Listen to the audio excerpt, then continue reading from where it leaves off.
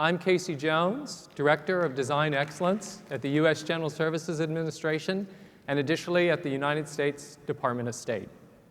Our next panel is entitled Innovation for Public Design.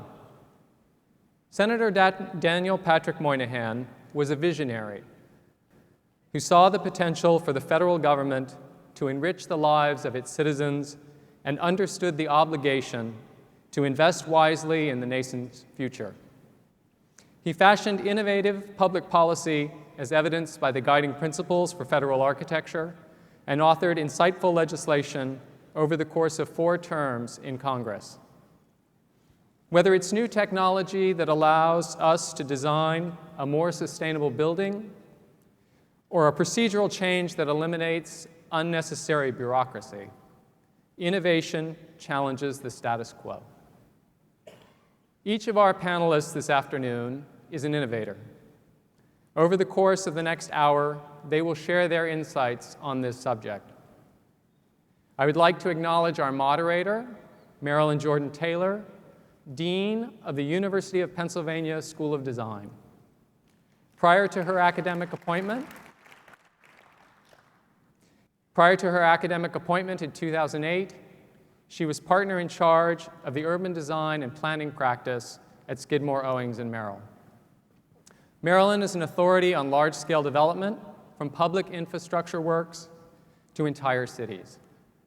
As someone who has devised tools that improve the public realm and who has positively shaped the world around us, Marilyn embodies multiple approaches to innovation.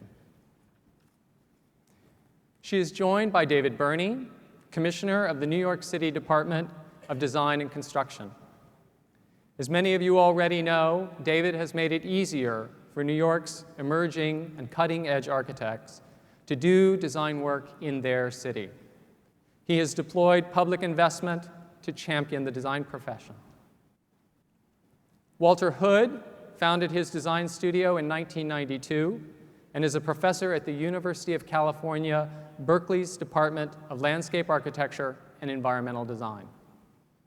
Not only has Walter helped broaden our understanding of landscape's role in the health and well-being of our cities, he has done groundbreaking work in serving urban communities. Randy Mason is chair of the graduate program in historic preservation and an associate professor of city and regional planning at Penn Design. Randy has a deep understanding of how the most familiar or traditional elements of the built environment can be leveraged to unexpected ends. And Cairo Shen directs planning at the Boston Redevelopment Authority and has simultaneously, since 2008, served as chief planner of the city of Boston. In this role, Kairos has turned innovative thinking into real change, something made possible by his remarkable ability to listen to and anticipate the needs of his city's many communities. We look to our panelists to identify where innovation is happening and to recommend ways in which we may benefit from it. At the same time, I encourage the audience to seek the universal lessons in the specific projects or policies discussed. And I particularly invite the federal level attendees to consider how different models may transform our various agencies. Volunteers will again handle comment cards through the first half of the discussion, and we will forward those to Marilyn prior to the completion of the panel. Lastly, I would like to remind you that there will be no intermission following this panel. At 4:15, our final speakers of the day will come up on stage with a brief introduction from my colleague, Dessa Seeley. If you would like to Twitter your remarks and thoughts about the panel, you may do so. The hashtag is MSPD2012. And with that, thank you. Marilyn?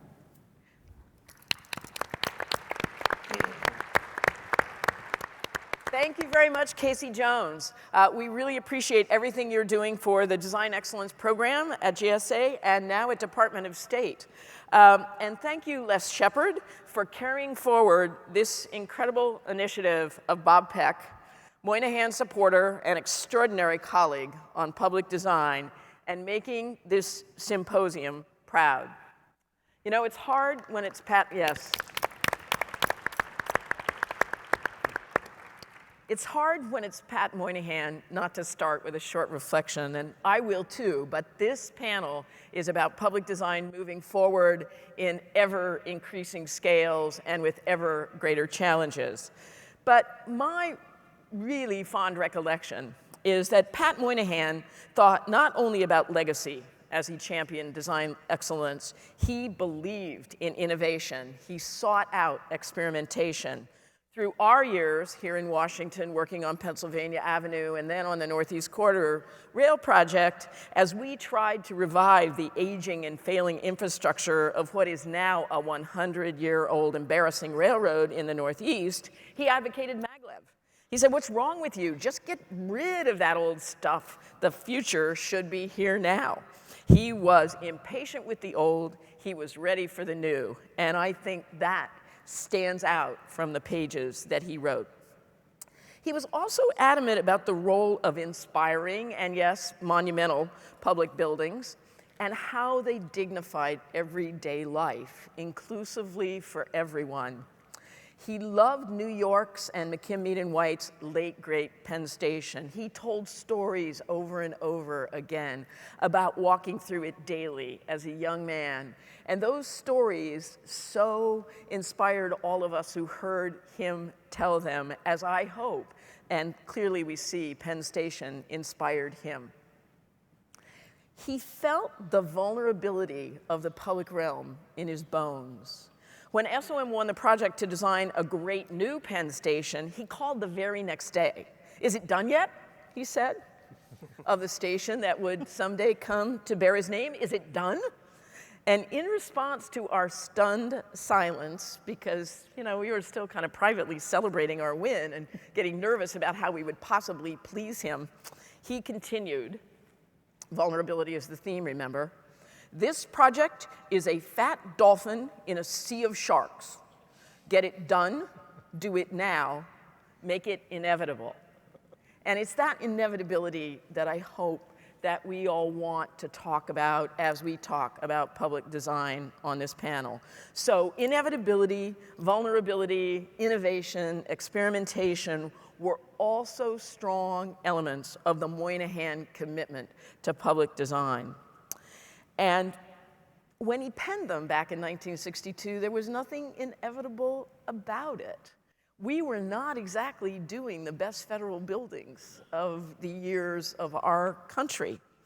And so his inauspicious one-page start has gained resonance way beyond what we might have hoped or expected at the time. Each of the panelists is going to talk for just a few minutes about this question: where does it go from here? Kairos, will you start? I'm going to first apologize for being an unabashed apologist for Boston first, so just to get that out of the way, and share my experiences in reflecting on some of Senator Moynihan's those principles in the context of what we know and what we've done in Boston. I think the one thing that wasn't covered in the first panel was the urban context, the historical context when that document was put together in 1962. It focused obviously on federal architecture and excellence and investment in that area, but it happened in 1962 when the cities of America were actually doing very poorly, and Boston was actually in sad shape. It also was probably the beginning, or depending on where you think about it, a period of urban renewal where we were destroying parts of our city in order to rebuild it.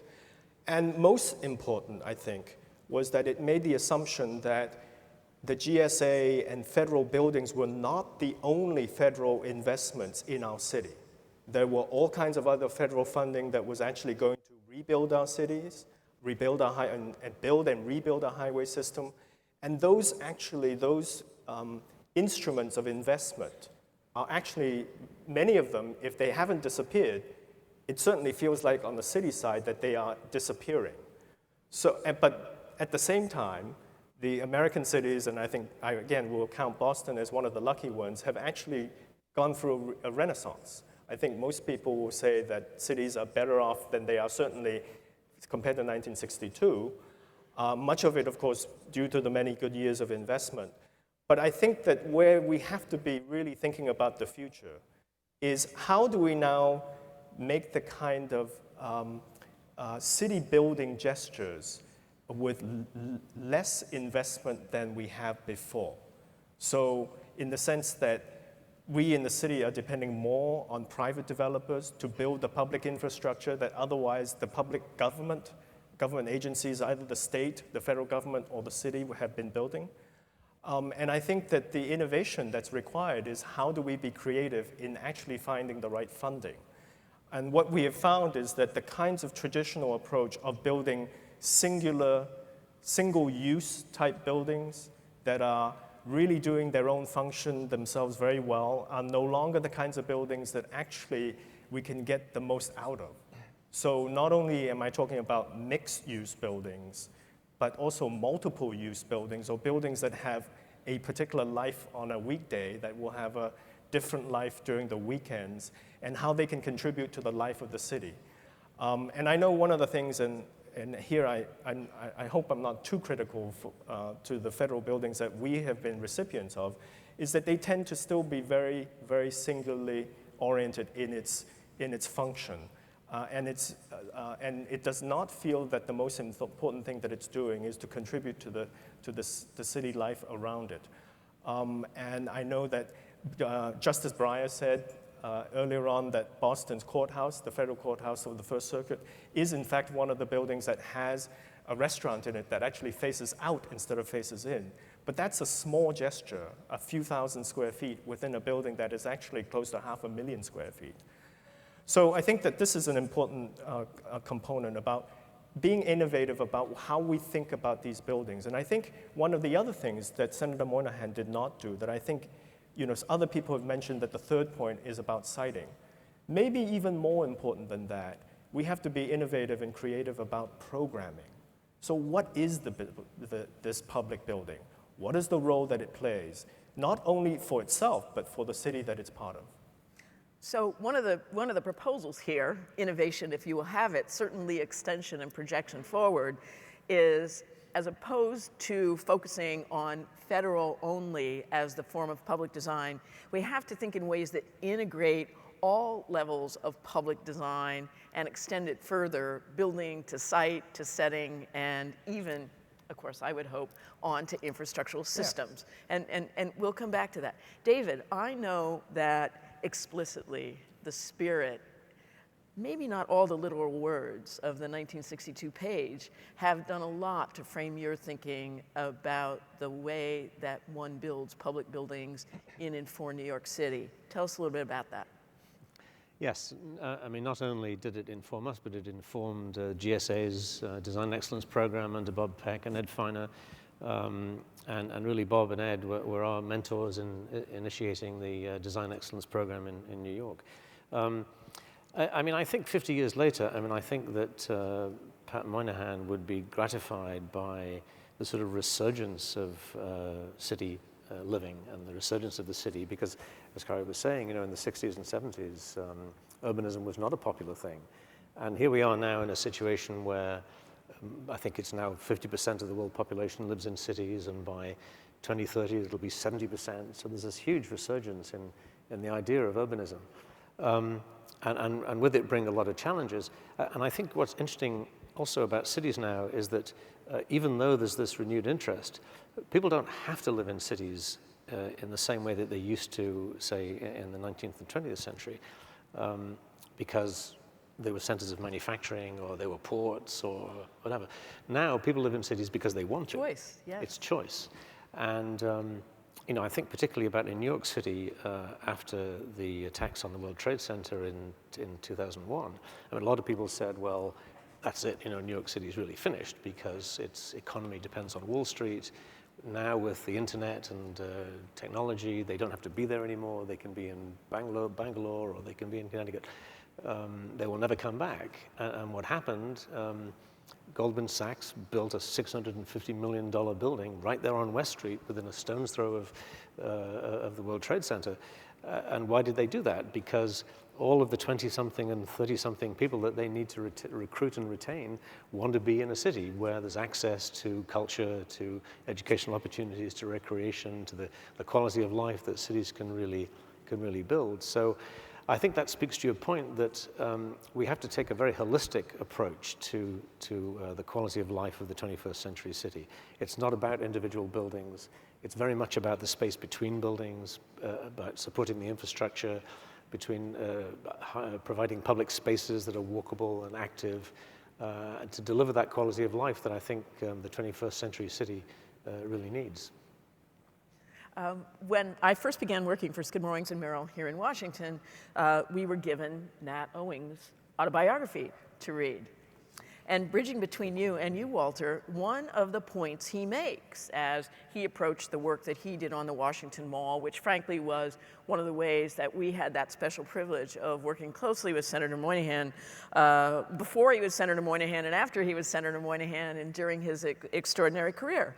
And it's quite remarkable for sort of the giants of American modernism mid-century to say, when they arrived here in Washington, you know, buildings are just the biggest thing in the large landscape that really is what makes our cities work. So the pressure on the spaces in between is very real in New York, and making spaces in addition to the space that's in between is very important to you, Walter. Yeah, well, that's where we spend most of our time, right? I mean, going from meeting to meeting, or whether we're out for leisure activities. But I think for me, the bigger issue today is when you think of GSA and you think of government, it's like, what is their role? I mean, because I think we're all smart architects, landscape architects, planners. I mean, we know today what we can do to create better environments. I think the bigger issue is then what is the role of government, and how does government then play a role in our everyday lives? And I think we're at that point in our country where there is a big debate about that. And that debate has always been running. I'm always reminded when I come here, I go to the Lincoln Memorial, and I read the second inaugural address, and it's as if it was written yesterday. So when I was reading Moynihan's pieces, it was like it was written yesterday. And so there is this, I think within the Republic of America, I think there is this tension that's constantly pushing against what constitutes the public realm. And I think we then have to sort of step back. And in the last panel, I think they stated very clearly that, we need people, particularly I would say our elected officials, to step up. And I think I listed 5 things. Yeah, go for it. The first one, I think government should inspire us, right? The story of America is just beautiful allegory, it's about, a nation being built along a river, and the river happened to be named after the Roman river, but the Tiber, and, from the Tiber, this beautiful city, shining city, set up on a hill. There's no hill. Yeah. But it's a beautiful allegory that allow us to sort of be this amazing democracy. It should challenge all of our citizens, right? To be citizens, to participate. But I think the government should lead by example.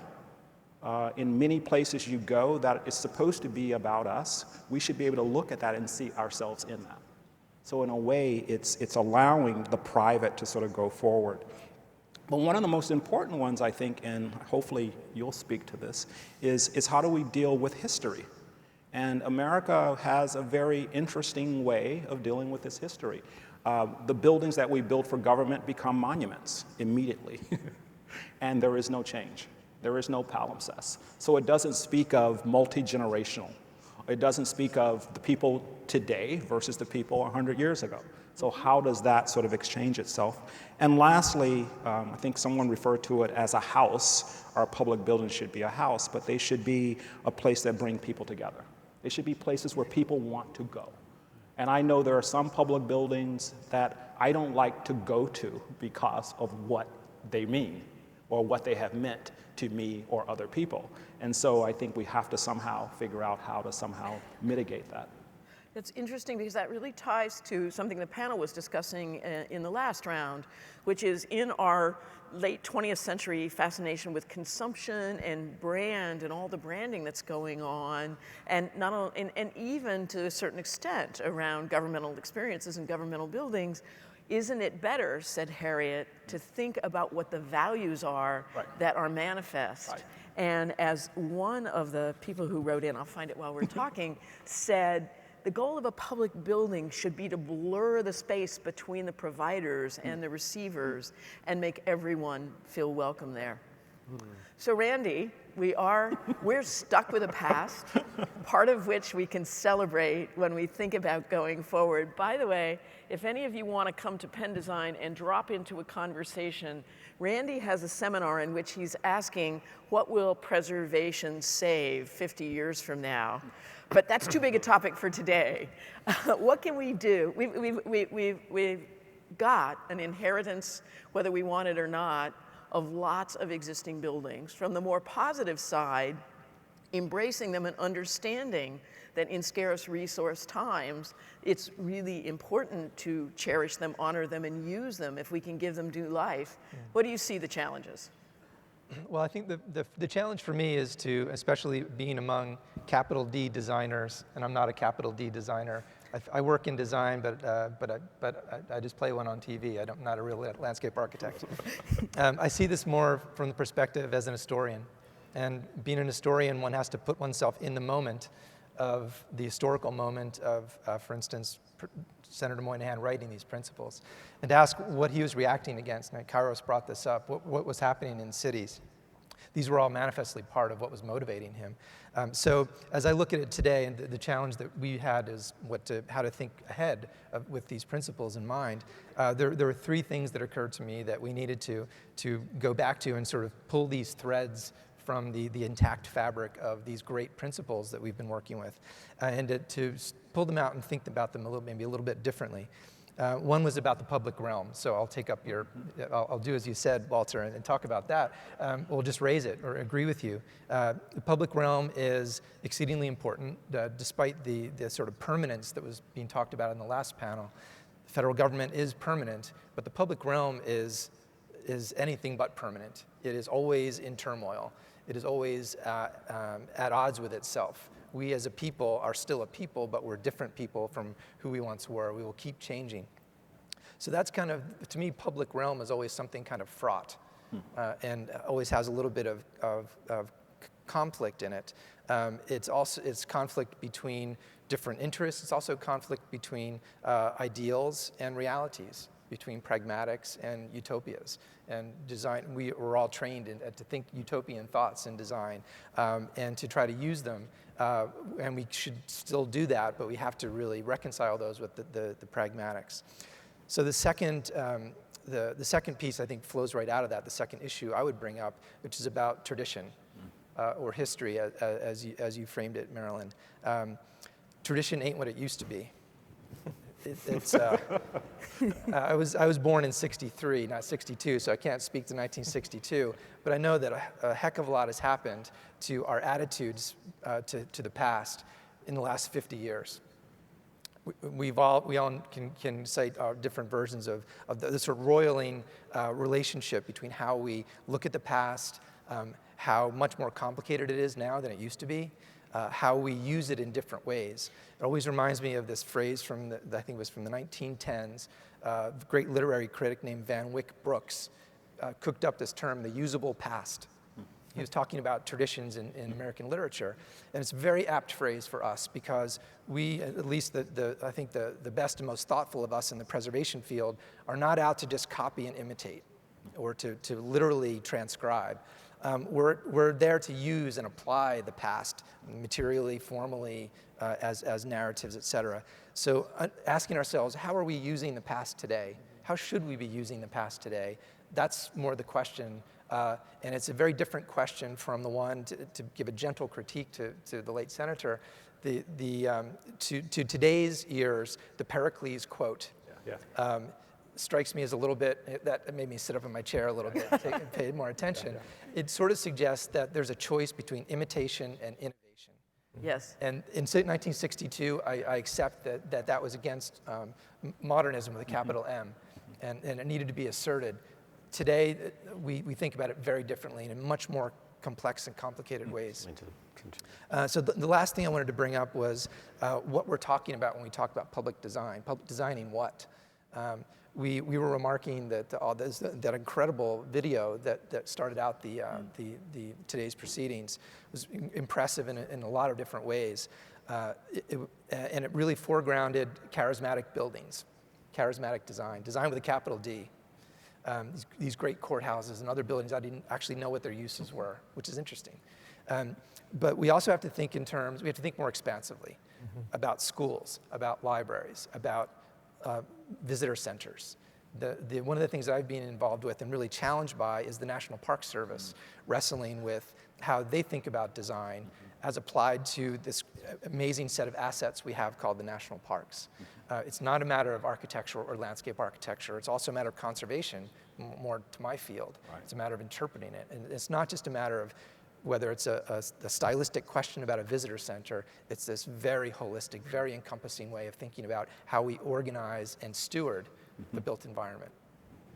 Starting with program, thinking it all through. David, you had a reaction about imitation and innovation. While you're thinking about it, I sat up straight when I realized that there are members of this panel who didn't know how to read when the design guidelines for federal office buildings were written. So I'm feeling much older now. I'm going to lean forward and talk. David. Well, some architects still have trouble with the reading and writing part. That's a whole other thing. No, what Randy was saying just reminded me of a design issue, and I'm thinking about this issue of history and innovation. New York City has a very extensive system of public libraries. There are three systems, actually, that are sort of quasi-governmental organizations funded largely by the taxpayer that manage literally hundreds of branch libraries throughout the city. And the legacy comes from the Andrew Carnegie days, when Carnegie funded the construction of over 100 libraries around the turn of the century. And those libraries, designed mostly by McKim, Mead and White and Carrere and Hastings, are these kind of classical mausoleums to books. You know, you go in there, they have the columns and the frieze. And the role originally, I guess, was to sort of defend books against nasty little boys like me that would tear out the pages, you know, and so on. But there has been a huge resurgence in the branch library business, mostly fueled by a lot of the immigration coming into the city, the kind of working class autodidacts who are looking for access to knowledge, to the point where the libraries have become these sort of community centers now. It's not only about the books. There are digital access to the internet, after-school programs. There are teen rooms where kids can hang out and play music and so on. So, and a big expansion of the library system was funded by the city. So we didn't know quite how to face this challenge, and we got the three library systems together, and we had that conversation about history, about branding. We said, you know, originally the libraries went out, they hired two major architectural firms, they designed all the library branches, they all looked the same. Shall we do the same? Should we just hire Skidmore, you know, just have them do the next 50 libraries, right? But they said, no, we don't want to do that. You know, we love and cherish our Carnegie branches, but we think our libraries should be contemporary, of our time, contextual with the neighborhoods they serve, and our generation's contribution to the library program. So as a result, the new generation of libraries are very idiosyncratic, very different. We cherish and preserve the Carnegies, and when we build expansions to the Carnegies, they're very modern expansions. But our challenge is, what is our generation's version of the Carnegie era? And I think that's informed by what they did then, but it has to be of our time. Kairos. You know, this is a very interesting thing. In Boston, we're actually have the same demand for libraries, but what we're finding exactly the same way is that people are conceiving and thinking about the library in an entirely different way. And I want to make two particular points. First, I think, you know, the infrastructure, the public infrastructure is no longer just physical. It's the social infrastructure. And I would link this back into the kind of competitiveness that we have to think about in terms of the cities. Because you and I and Philadelphia are competing for the same smart people that are going to be the leaders and thought leaders and business entrepreneurs that are going to grow our cities. And what they're looking for is a kind of social infrastructure and a kind of vibe, if you want to call it, for that will make their quality of life really worth them moving or staying in a city. And specifically with libraries, what we have started to do, two things. One, some of you may be distressed to hear that we're thinking about putting in a new set of programs on the street in the Johnson building to the addition of the McKim Mead and White Public Library. Literally bringing something completely different, maybe retail, we don't know, into the street level on the library, so that it's no longer this protective environment where people can actually engage in thinking and reading and so on. The other thing is that we're introducing another public building. We're building an innovation center. And it's not really a library, but it has many of the characteristics of a library, which is it's designed where people can come together and actually exchange ideas. It's educational. It's not book-based. It's not a repository for books, but it is a place where the public buildings, in this case an innovation center, maybe in another neighborhood where we can't build a new one, a transformation of an old public building like a library into something else, and building on it a set of infrastructure that is about enlivening the city. And for me, this kind of question about how do we have to innovate in public investment, right? Both, in this case, harnessing investment that goes in producing the programming, as well as the buildings that are going to make our cities places that we all want to be in. Walter? Now, this brings up an interesting point about the way we think of site. And someone was talking about the single uses that we have. And maybe one way to get out of the conundrum of trying to activate these single-use buildings is not to think of, one, the building as a building, but if you thought of it as public space. Then if you created, let's just say, just throw out a 10-block area around the building. And one would think that from security through community uses, infrastructure, and all of these things, that there would be a different dialogue that you would have. And I mean, I think about, I'm from San Francisco, so I think about Tom Main's building in San Francisco. And it's become this iconic, federal building. But you go down to the base of that building and you walk around on the street. And this is where pretty much of the people who are, needing social services, pretty much Market Street. They kicked them out of Civic Plaza, and now they're over around this building. And it's almost like you're in a sci-fi movie. Because the backdrop for people who are in the most dire need is this kind of futuristic building. Mm-hmm. And it creates this really interesting conundrum, though, because it talks about the building is very innovative. I think it's LEED's gold or platinum, but what it does to its community is kind of a letdown to a certain degree. And I remember having a conversation with Tom about, the ground floor. We got stuck in a taxi cab for a couple hours, and he was saying that it was really hard to open that up. And he was asking for trees and things like that, but they couldn't put those in. And what you ended up with were barriers, right, which are pretty typical. But if you just moved out of that space a little bit and began to sort of think about, well, maybe the library across the street can be a partner, maybe the housing down the street could be a partner in really thinking about the public space, I think you would get something completely different. It's actually interesting. One of the people that Bob Peck and Les Shepard asked to comment on the guidelines and propose revisions to them was Ray LaHood. And there were a lot of people who were asked, and you are offered that same opportunity. Many people sort of demurred in the beginning and then started finding ways in to say, hey, there are a few things we could improve here. But it was interesting to me that Secretary LaHood wrote back, and this is a question back to you. Secretary LaHood wrote in and he said, well, I think the thing that's missing here, we're just not asking the right questions about location. And he started out predictably, can people walk to the building? Can people bike to the building?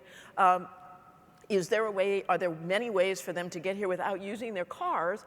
And then he did something amazing, which for those of you who know the Tiger Grants, there is a coming together of thinking about different things simultaneously that's invading the worlds of government investment now. And he said in his written edition, Is there affordable housing within walking distance for the current and future employees? And it seems to me that there's something, it may seem modest, but there's something tremendously innovative about getting leaders in government at all levels to think about a simultaneity of program rather than a separation of program. Well, it makes it complicated. Right? I mean, that becomes, it's very easy to work in an autonomous sort of fashion, but it makes it very complicated because you're dealing with local government, federal government, you're dealing with nonprofits, and it just becomes very complex. But I do think it's doable because they exist and they're right there. It's nice, I mean, when you walk around Washington, D.C., having the subway, having, the buses and things like that, when you have all of these elements sort of together, makes sense. But when you have these pieces in different places, how do you bring them together? And you bring them together through the pieces that exist, where people live, where people work, and where people play, and that's the public realm. And I just think, again, we need leadership. We need someone to really step up and allow that to happen, because when you go to these meetings and you're with GSA or you're with the local government, if there's no one pushing down, they tend to somehow agree. Right? There's been a sort of historical breakthrough there, where Sean Donovan now has Department of Housing and Urban Development working with the Federal Department of Transportation on transit-based development and so on, which is really, I think that's unprecedented and it's very encouraging. So maybe we could explore for a minute more a subject that came up here, which is the way that government has changed and the way that people's expectations of government are changing. And of course there's e-government, but we haven't really intended that this focus just on technology as a delivery, but rather really the changing expectations. So in the comments that people sent back about ways in which the Moynihan Guidelines might change, Aaron Betsky wrote the following. He wrote, "Our government unites us." This is as opposed to the list of nouns that we heard before. "Our government unites us. It works for us. It is what we have in common. Its architecture should reflect our dreams and inspirations, our hopes and our fears." Can we do that? How can we do that? I think the question now might not be, can we do that, or can we make the private sector do that for us? That's the question. Because I think the question, then the presumption here, is that the public realm, public buildings are controlled and funded by the public. And when I made this comment earlier on about the fact that there were many vehicles to invest in cities, of which public buildings and this design guideline was only dealing with one aspect, is a very important thing. Now, so in cities, we are getting very creative about leveraging parks that are public that will be built. Now, those of you who were following the Occupy Wall Street and Occupy Boston, both of those occupations were occurring in public spaces that were built and owned by a non-public entity. Not a coincidence. Not a coincidence. Not a coincidence, yeah. And the question there, and my mayor struggled with, to what degree did the public security forces, the police, had the right to then act on, let's say, privately owned public open space. So I think the issue is about sort of this question about if we were in full control of the whole disposition and acquisition and construction and funding and maintenance of these public realm elements, then what you just said and that challenge to really be able to build and have that kind of aspiration for those spaces should be the goal. The question then now, if we are not going to do that investment, how do we coerce others to do it on our behalf? And it's a little bit like me asking my wife to tell my daughter what she should be doing. And this is the kind of thing, you have to do it by proxy. And the last thing I want to, in that train of thought, is also that the most investment we're seeing in Massachusetts and Boston from the federal government is the Transportation Authority. It's a great thing that Ray LaHood actually wrote and commented on the design guidelines. But I would say this, our experience is that the Transportation Department is terrible at making cities and terrible at making public spaces. If you look at the Big Dig, which hopefully many of you have seen, we were left with the Transportation Authority with the responsibility of a park system. And And it's a problem. Yeah. And I would say what we were creative in doing is taking a transportation funding source, not only building a piece of transportation infrastructure, but also doing a major piece of city building a park system that's 27 acres of parks. But in being creative and innovative there, we left, in some respects, that we were innovative in the structure, but we left it in the wrong hands. So the point that I'm making here is, are we leaving it in the wrong hands for private developers to build public open space? Are we leaving it in the wrong hands to have transportation department building city parks? So I think this is a larger question that we have to grapple with. And how do you write that into the request for proposals and bids from the private sector? How do you do that, Well, David? What was just the last sentence of his quote there? What did he say? He said it's as opposed to the complete optimism of the American spirit. He said, "Our government unites us. It works for us. It is what we have in common. Its architecture should reflect our dreams and inspirations, our hopes and our fears." Okay. I mean, I would turn that on its head. I think that is going to happen if we do nothing. Yes. That our cities are what we are. And we have to decide, who are we? And who do we want to be? And we have to control that process so that where we live is a reflection of our values, and which is really the sort of Moynihan principle, right? So I think government actually has a remarkable amount of authority to control the nature of our public spaces, the nature of our lives, through zoning, through regulatory reform, and so on. So I think there's a lot that can be done. Now, incentivizing capital investment is another challenge, of course, but when there is growth and when there is development, I think we can fashion, there are a lot of tools at our disposal to fashion the kind of cities that we want, and you've been very successful in Boston in doing that. So I would say that's the challenge. Randy? I'm struck by how much any public design project or issue these days faces this strange and marvelous force of the public, the publics. I think we always should probably get in the habit of using the plural. Having been unleashed by the 60s, excuse me, to have a voice or voices in what happens in the public realm. I think we find that in many instances, I think we could all think of and cite instances, whether very nearby to here or in our home cities, where the public discourse has militated against good public design. Excuse me. Where the fracturing of different voices and the ideological and extreme nature of the positions, excuse me, actually create a different conversation about the qualities that the public environment should have. So whether it's about different interpretations of a memorial, memorials I think are the extreme case of this, but it's true certainly with parks and other kinds of public landscapes and public buildings. We face a real conundrum. We have unleashed the public for very good reasons. But now we don't exactly know how to harness the public for the best of reasons, for these ideals that you're talking about. So to me, Betsky's invocation of fear at the end, that's partly the fear of ourselves, and that we don't, in the end of the day, we don't agree on what is good public design, or whether this new public library should have a teen room, or should be a place where immigrants can come and apply for jobs, or who really does have a piece of that collective ownership that Justice Breyer was talking about earlier. Walter? I mean, it brings this point up about, for architects and planners, landscape architects, is how do we work with the public to a certain degree? And it's been codified to a certain, participatory processes have been codified to a certain degree, and it's not really thinking of the public as your client, but as a hurdle I have to go through.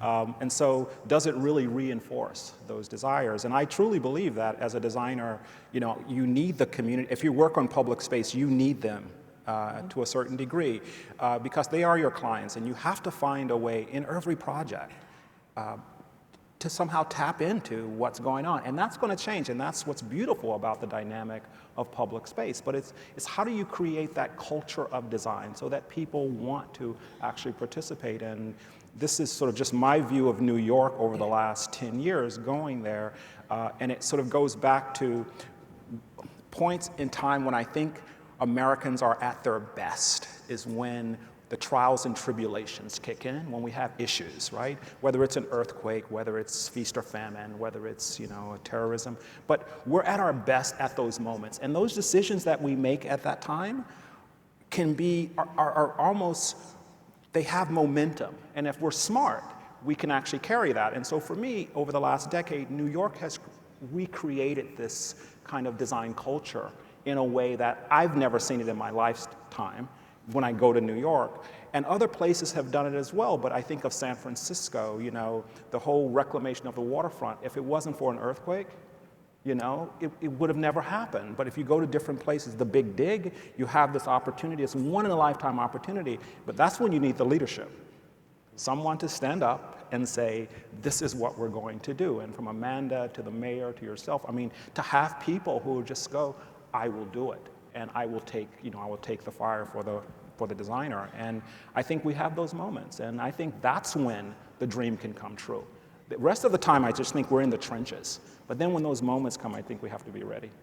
You have to be ready for the leadership moment. It's interesting, the mayor, when he went to Singapore to accept the Lee Kuan Yew Prize, spoke, you can probably quote it better than I, about that cloud sourcing is great, but in the end it comes to that moment and the people and making a decision. That's true. I think the issue of community involvement is a kind of a double-edged sword because on one hand, yes, there's this tremendous heightened awareness of the importance of design, the quality of public spaces. Whether you love or hate bike lanes, everybody's talking about them, right? But on the other hand, democracy is a messy process. You'd much rather be Baron Hassman and you just chomp down the barricades and off you go, and that doesn't work in our system. So it's a struggle, but I think on balance, it's a healthy struggle, and I think that cities are getting better as a result.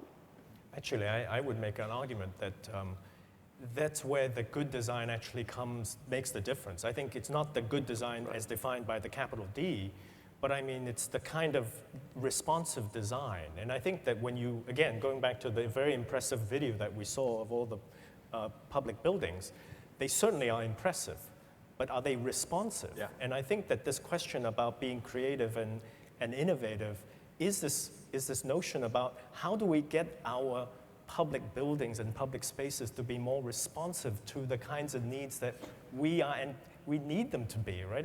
It's sort of, and I think one of the things about, places, great places that we have, and that we associate with, there's constant transformation. And I think one of the things that I think federal projects and public projects to state and city projects suffer a little bit from is that they're not nearly as nimble in transforming. Yeah. So you think about most of the main streets that we all associate with, 10 years later, it's the same place but different stores, right?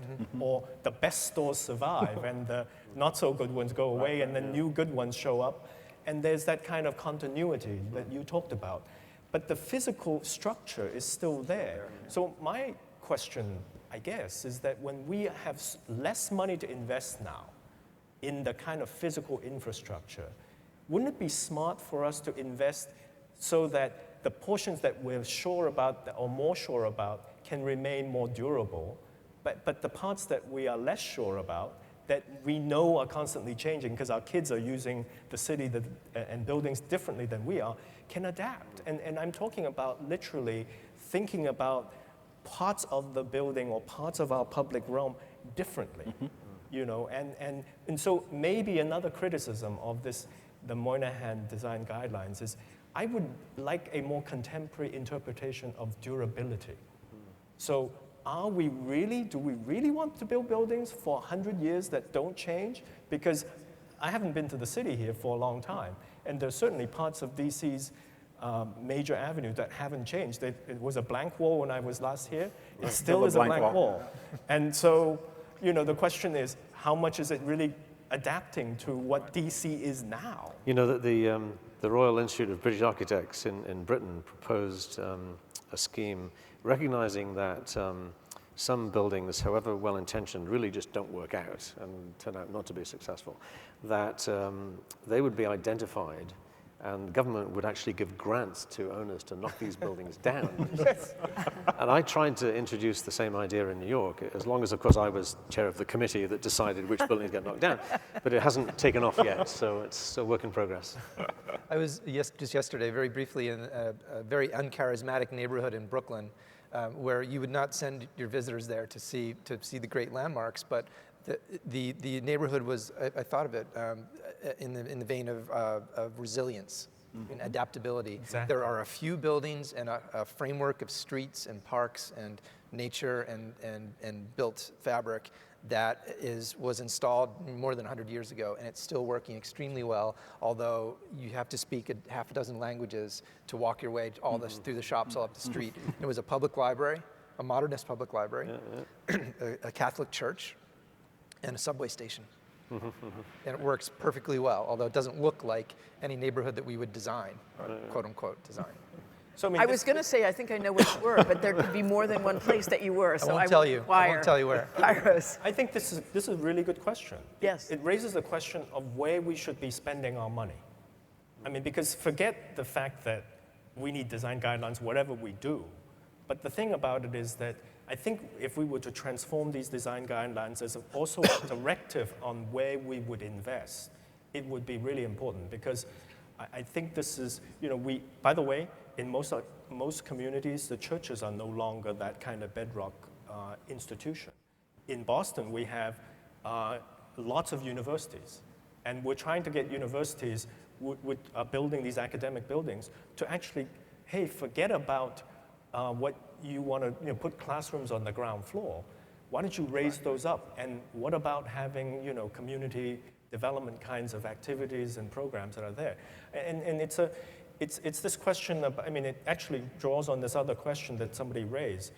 Now, when the federal government then procures buildings, what should it be procuring?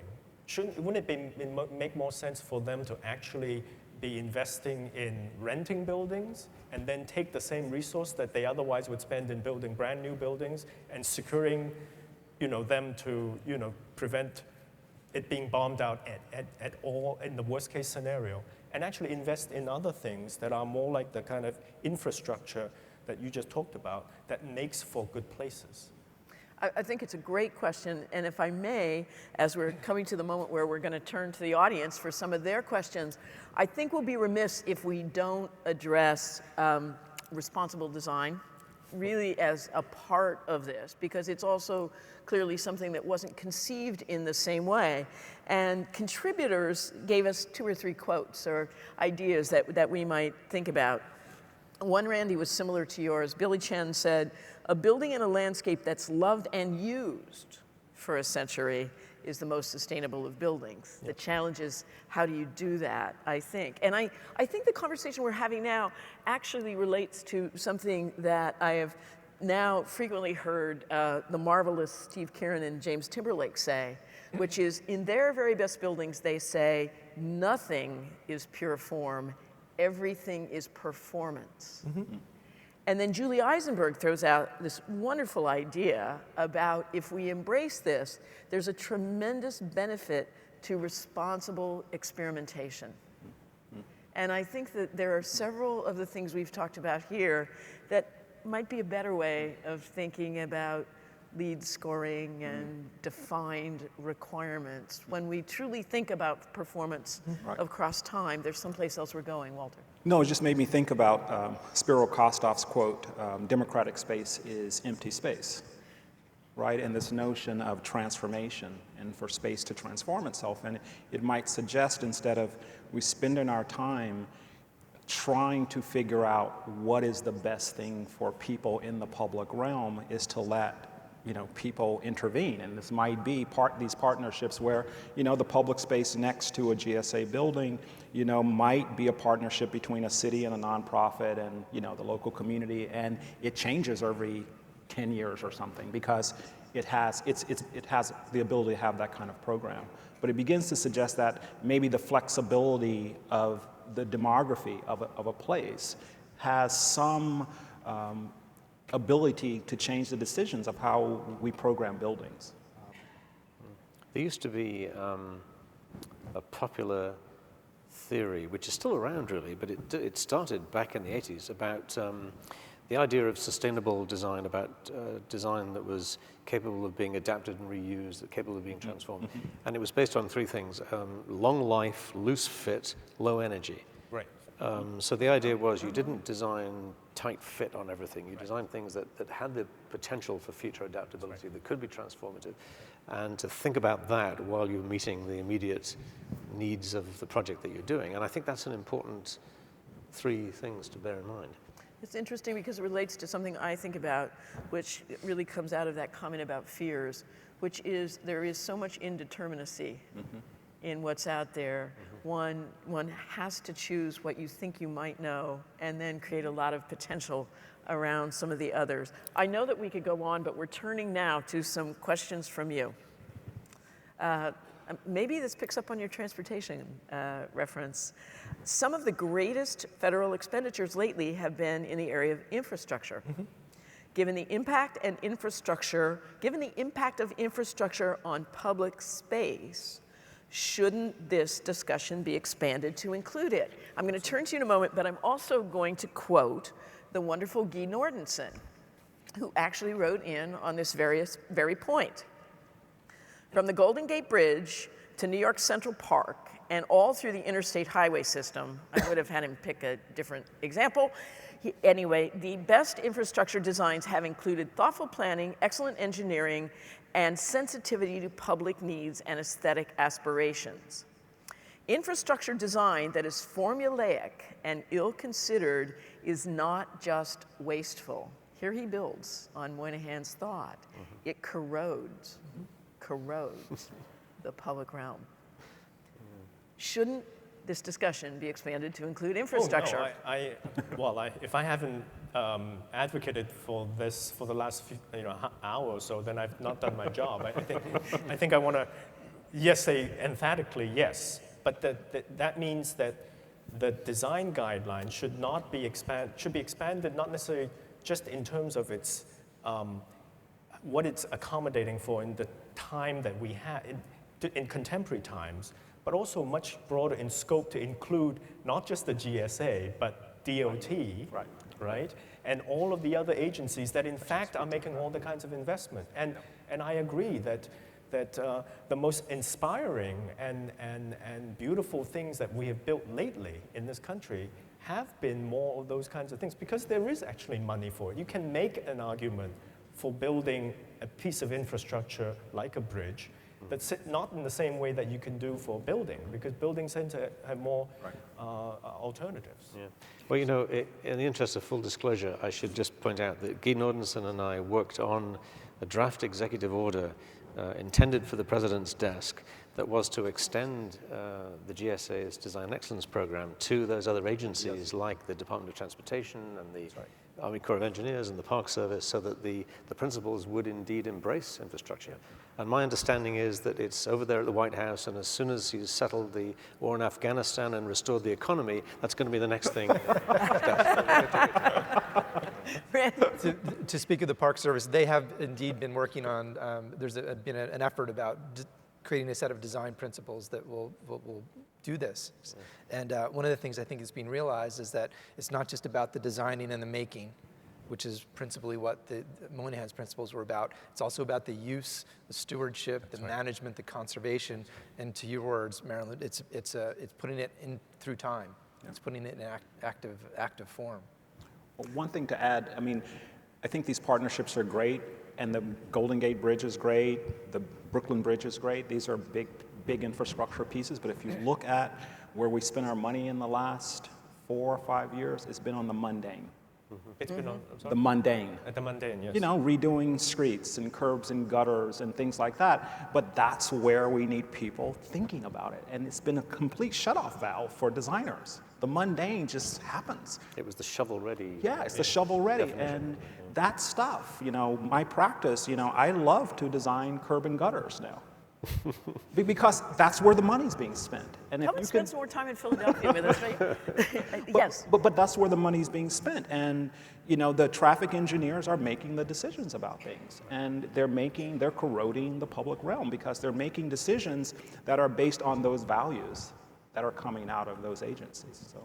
And I do think that sensibility is implicit in the broadest interpretation of the guidelines that we have, but most emphatically, I do know that Pat Moynihan liked nothing more than walking around the horrible existing Penn Station and speaking about what the old Penn Station did for everyone's everyday life. They cut through the space. They didn't get checked. They weren't sniffed by a dog. They didn't do any of those things. They just walked through on a daily path. But your comments might relate to this question too. What kind of innovation can be implemented in the public realm space of smaller cities where the market value is lower and the options are more limited? Well, one, to go to your point, the GSA currently leases a lot of space in small cities or out in the suburbs. I had the opportunity to go this past summer to a couple places outside of Seattle, outside of Kansas City. And these are these spec office buildings in the middle of nowhere. And you kind of think, well, why aren't they in the middle of these cities? Right? And so when you think about then location, I think we can then leverage the construction and even leasing to these places, whether they're, a small tiny town of, 200,000 or 150,000, but people are working in that landscape. So why not have that added value in places where there are people versus these easy places out in the middle of nowhere where you have an expansive sort of landscape and you can do almost anything. And people have to drive there, and there's no place to eat. And you could imagine that could tie back into the local economy. It's a very interesting, and we talk a lot about cities and the growth of cities, but a very challenging thing is the declining city.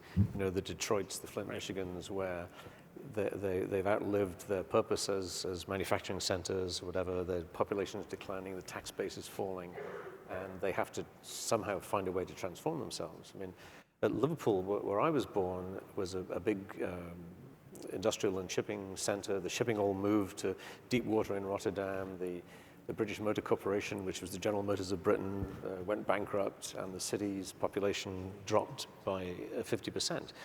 But by 2008, they were the cultural capital of Europe. They had to reinvent themselves as a completely different, and it required investment, and it required planning and considerable effort. And I think that's a particular challenge for a lot of American cities.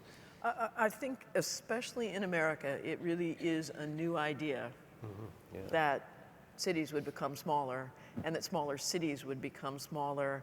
And thinking about what collective investment can do in a public realm, even under those kind of circumstances, is a huge challenge, and one that more of you will find yourselves taking on, I believe. And speaking of younger, here's a question. How can we assure that we're getting the best ideas and allow young talent to come forward? Do competitions do more than pre-qualifications? Well, maybe I should say we have a program in our portfolio where projects under 15 million in construction value are only open to small firms of 10 or fewer technical staff. And the reason we do that is that under the normal procurement systems, the big firms always tend to get all the work because they have more experience, more people, and so on. So this was a way of opening up access to smaller projects, to small and emerging firms. And it's been very successful in getting work to those firms and actually in the kind of quality of service that we get, because in all due respect to the big firms like Skidmore, Owings & Merrill. I graduated, Yes, I'm I back know, in school. but I still feel you don't always get the A-team on a little tiny renovation job, whereas if you're working with a small firm, then you really do get the attention of the principals. That's been extremely successful. In terms I actually think your list of firms working for you is a remarkably broad, even unpredictable list with surprising names who have done terrific work. So I really congratulate you on that program. It's terrific. That has been successful. As to competitions, I'm frankly not a huge fan. And as I think the previous panel was saying, the problem is that your architect doesn't speak to your client. And I mean, I can't think of how many competition winners have not been the same building at all by the time they've been built, because then finally the design team meets the client, understands the problem, redesigns the building, and all you've done is lost whatever time you invested in the competition process. Do you agree with what Justice Breyer said? I think that it's fine Absolutely. to have discussion to choose your architect, and Exactly. that even might involve representation of Precisely. ideas, because after all, that's what we do, or the landscape architect. But in the end, in the beginning, if you want a success, you really are picking your design team. Yeah, I 100% agree and not with a that. concept. I mean, for me, working as a public official, looking at these kinds of responses, the biggest impediment is not, it's the conventional wisdom. You know, if you can't, forget how big your firm is. You can be a tiny firm, but if you've done schools and you can show that you've done schools, you're much better off, you're much more likely to be selected for a school project in the city. And the problem is that it's the client's problem. There's not the kind of risk-taking that in the public sector that's needed. Now, Senator Moynihan talked about the premium that the public ought to pay.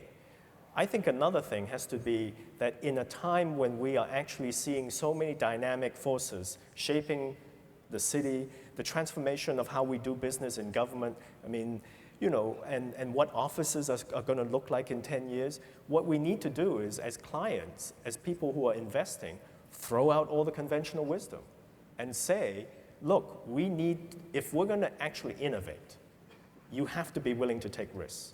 And the problem here is that the public is probably the least able to take risks. And I think the question is, how do you get an organization like a city of Boston, a state of Massachusetts, and a GSA to embody or at least take on some of this risk-taking that's necessary for innovation? And some of it is to say, look, maybe we shouldn't be doing it, right? Meaning that this should be outsourced in some way. Now, then I'm contradicting myself, saying, are we willing to actually leave those values that we cherish as public for somebody who's, you know, outsourced to do it? You know, I never understood that aversion to risk, because nobody in government ever got fired for incompetence. You know? So why not, you know, take a few risks, right? Well, they could be the ones that are most liberal. I mean, I would agree. The competitions are, I mean, for young firms, it's just not right to just say, okay, the only way you can grow your firm and get meaty work is if you win a competition, and you have to wait until you build something that we can recognize that you have the ability to do this work. I mean, our firm, we never went after GSA work because, you know, you go through the forms and all of that, and you know you're not going to get the project, and you look at who gets the projects. So, you know, it took me 20 years to build a portfolio, and then people, why don't you apply for this job now? It's like, where were you 15 years ago? But this idea in New York, I have friends who've gone through your program, and it's just fantastic because if I'm right, they said the city subsidizes some of the administrative work, you know, just to fill out the forms and things like that. We try to sort of beat the path in front of them, you know, because it can be a little challenging. And I think the government could do that, you know, and again, I think to inspire the youth, because I guess when I would talk about palimpsest, people, well, like myself, 40s, 50s, you know, we have something different to say than someone 20 and 30. You know, and we need that conversation. If we don't have that conversation, we're just going to perish to a certain degree because our youth are going to revolt to a certain degree, like you see. I mean, because we need that injection. And as I get older, I want the youth there. I mean, that's why I still teach at the university. I mean, there's something about having that dialogue. And you go to New York now, and that's the beautiful thing, everybody's working. You know, the big firms, the small firms, and they're having this dialogue in the public realm. And not everything is fantastic, but it's interesting to see that diversity. So. Oh, to be 28 in New York City right now. It's a fantastic place. Actually, though, it relates to a point that we mentioned earlier, which is that the way that the government provides its service, and you talked about the San Francisco building, your example is exactly breaking down the barrier between the notional provider of service and the receiver of service, and it really is facilitating the way that someone else can become the provider of service at the kind of way that does give an injection of a different way of thinking, a newer way of thinking that I think is pretty phenomenal. Well, we're encouraged to go to the equity question, so we may try. Sure enough, this is always a hard one for me. You know, we talk about social inequities, we talk about the 1%, and so someone, of course, writes down federal buildings should be equitable. And what does it mean? And Michael Sorkin, of course, took a shot at it. He said, of public buildings, they're writing like Pat Moynihan, of public buildings, their equity shall be found in the accessibility to all and in the fair basis on which the investment shall be distributed throughout the communities in which they sit. What do you think? That's pretty powerful. Want to try, Randy? I may be misinterpreting what he wrote, but I think there's a danger of making the perfect the enemy of the good. In that, you know, having every place be perfectly accessible is probably not an appropriate goal or not an achievable goal. But to see as this discussion, I think certainly this discussion has surfaced the idea that public buildings in the public realm has a lot of different pieces of different sizes in different places. Right. And so if you see it holistically, as we've said, then, you know, if everyone has a purchase somewhere in their lives, whether it's through a public transit system or through a library, through a school, through a courthouse, as Justice Breyer was saying in a very inspiring way, that I think is a way to see the goal maybe more pragmatically, but equally, in terms of equity, I think equally powerful. Can I push that a little bit further? In Boston, we have a very powerful linkage system, which we impose on developers. I hope there are no developers in the room, but we require people who build buildings to actually set aside funding for the city to then do affordable housing and workforce training. One of the things that it's frustrated me as a person administering that process in the private development world is that the federal government and the state government and all government entities are exempt from that, precisely about what you said, that they are already investing in other ways. But I think now that these funds are now not so rich as they were, and that when there is a major public investment by the federal government in the city of Boston, they ought to also be subject to a form of linkage, whereby we can then make sure that not only the place that they are putting the building in, bringing their workers and dollars for that neighborhood, that we can also then get some ability to leverage some money to actually provide equity elsewhere in the city. Now, you know, I'm sure I won't be invited back to Washington, but I think it's an important idea for us to actually think about, because why is the government different than a private developer in that case? Right. What is that particular branch of government bringing? And because we know now that one particular branch has no leverage on the other branches of the federal government in the kind of investment that we need. I think without question, it raises the responsibility of the government for distribution and or redistribution. So our quick comment, our time is counting down. They don't explode our chairs if we don't end on time, but quickly. David? Just in general, I don't know. I'm reminded of Birnbaum's Chicago quote, you know, make no small plans, they lack the power to stir men's minds. Blood. It's blood, was it? That's it. It is blood. So let's leave on that note. It's been a wonderful afternoon, and it's impossible to summarize. Just a few things I'll throw out, ladies and gentlemen, that I hope you've heard. Expansive thinking, innovation, not imitation, the strange and marvelous force of the publics unleashed. They're impressive, but are they responsive? Constant transformation, the adjective nimble applied to buildings and the public realm. We think about topography of place. How about the demography of place? And actually one that I think the senator, excuse me, I was pounding my heart there, that the senator would have loved, especially on an innovation panel. The biggest impediment is the conventional wisdom. Take a risk. Thank you all for being here. Good.